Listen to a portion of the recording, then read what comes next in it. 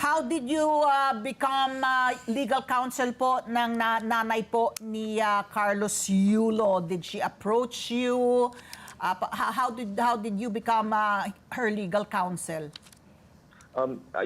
Meron na po akong mga dating kausap from the gymnastics community kasi po yung grandniece ko po ay nagbabalak na maging potential Olympic bet ng Philippines for 2028. She is actually an American citizen but under our constitution, Pinay po siya kasi yung nanay niya po ay Filipina. Pure Filipina po.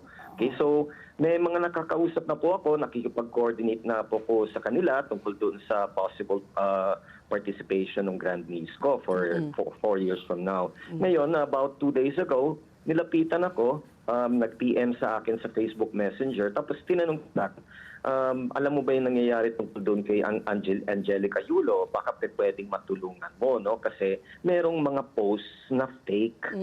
And for me, no, mabigat sa akin yun kasi ako din, biktima din ako nitong mga fake news na ito eh. No, from way back, erap days pa, nung ako po yung spokesperson ni President Estrada, ano na ho ako, biktima na ho ako niya mga fake news na kesyo may paya ako sa Forbes Park, meron daw ako minamaneho na Jaguar, no? Diyos ko, hanggang ngayon binabayaran ko pa yung bahay ko dito sa Las Piñas. So anyway, so lumapit na ako, nung sinabi ko, sige, pwede bang pakiconnect mo ko sa kanya, tingnan ko kung ano ba talaga.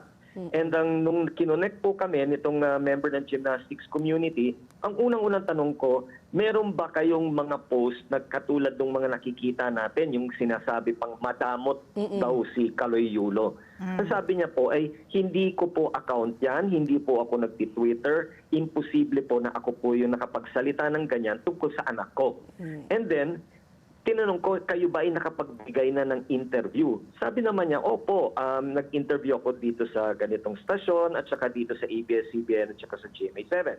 So, I took a look, no, hinanap ko yung mga interviews and I saw na yung kanyang mga sinabi had nothing to do with the posts, no?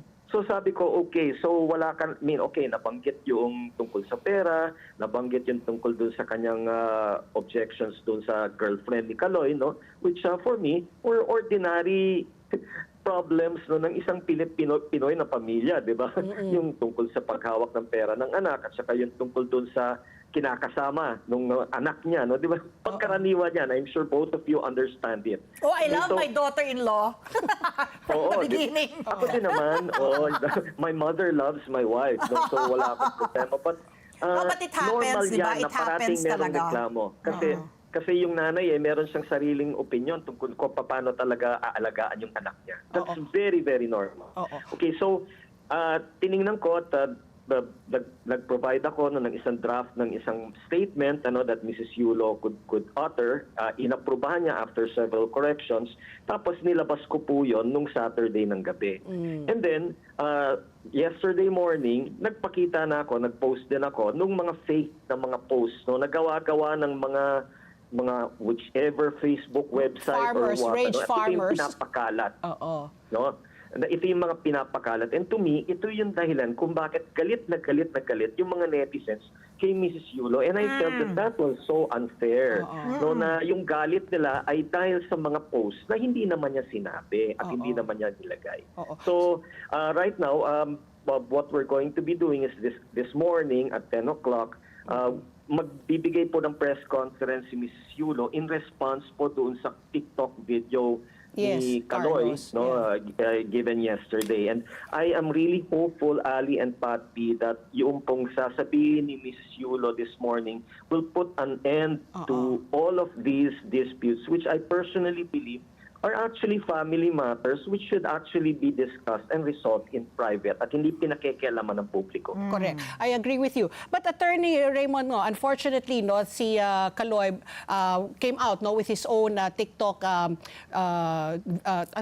TikTok post saying na totoo, may issue sila ng nanay tungkol sa pera na hindi daw niya pinahintulutan gamitin ng nanay, hindi daw sinabi sa kanya, tapos pati yung pananamit daw na niyang girlfriend. So, my question is, parang it looks like na talagang severed na yung ties between mother and son. Hindi pa sila nakakapag-usap. Are you going to come in as a mediator? Is the press conference that you're going to have with Mrs. Yulo supposed to bridge that gap so that po magkaayusan na para po kung ano man po yung mga issues po na hinaharap po ng mag-ina ay quietly, no? Kumbaga, it can be settled legally, but it doesn't have to be, they don't have to launder their dirty linen in public. Yeah, I love that term, the dirty linen. That's exactly what is happening. And yes, Ali, I will do my best to try to be the one to bring this family together. In fact, yan talaga ang primary role ko when I accepted this. The second reason why I accepted is really just to protect Mrs. Yulo from yung mga fake posts, no, na pinaniniwalaan ng publiko. Yung away nilang mag-ina, sige, no? I mean, again, sa akin, ordinaryo yan, no? Pangkaraniwan niya sa ating mga Pilipino. Worldwide. Worldwide, no? Yan po yung away ng mga mother-in-law at saka yung daughter-in-law.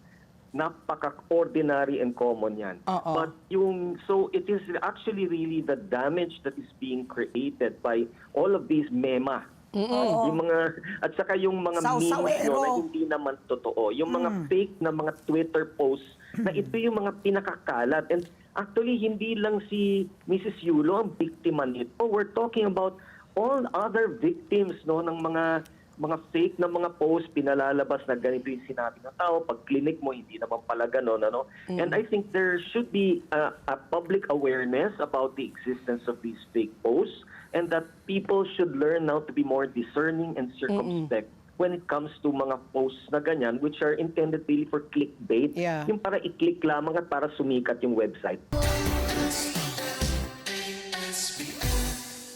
Let's get together.